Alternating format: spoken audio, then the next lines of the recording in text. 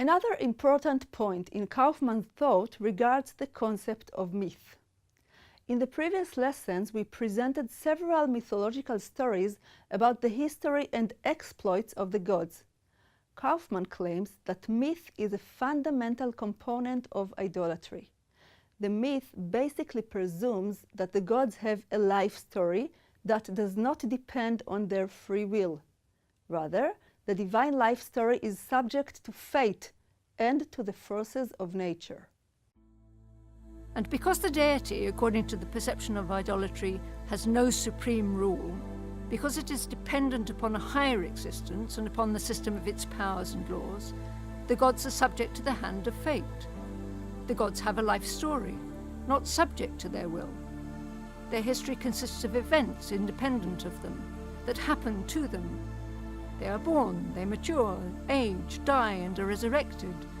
They eat, drink, covet, give birth, fight, are victorious or vanquished. The story of the history of the gods is the myth.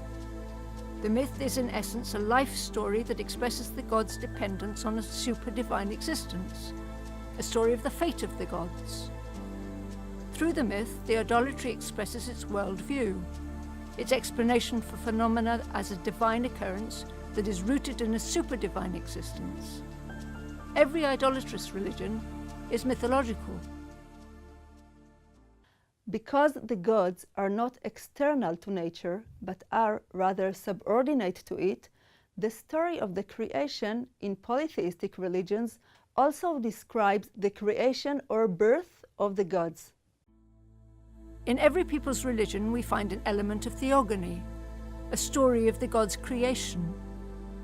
The idolatrous story of the creation of the world is also a story of the gods' birth. The world and the gods evolved from the ancient super-divine existence.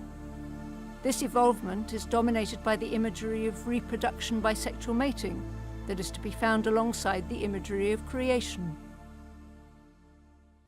Against these perceptions, Kaufmann stresses that the Israelite God stands above nature. The slogan of Israelite religion throughout history is, "God is one." The meaning of this declaration of faith must not be mistaken for expressing merely numerical unity, as many have understood it. Its fundamental significance is absolute supremacy. God is one because he is absolute supreme.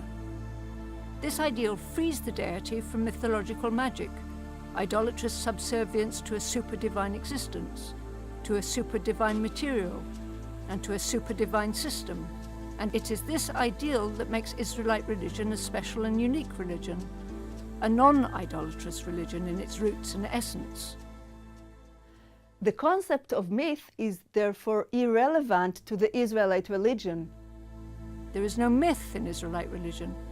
It contains no account of the life story of God, or of any occurrence in the divine sphere that happens to the deity as a process independent of its will. Its first story, Genesis 1, is the story of God's action, the creation of the world by his utterance. This is a story not of the history of God, but rather the beginning of the history of the world. The book of Genesis is the book of human history, not the book of divine history. Accordingly, the biblical God has never been born or created. That Israelite religion knows no theogony. God is not only one, he is also eternal and above any evolution. He was not born, he did not mature, he has no desires, he does not fertilize and father offspring, he does not die, he is not resurrected. Kaufmann believed that unlike in the idolatrous world, the figure of God in the Bible does not represent the variety and abundance of natural life. For this reason, Israelite religion knows no contradiction and battle between different divine entities. The Bible contains no story of battles between gods.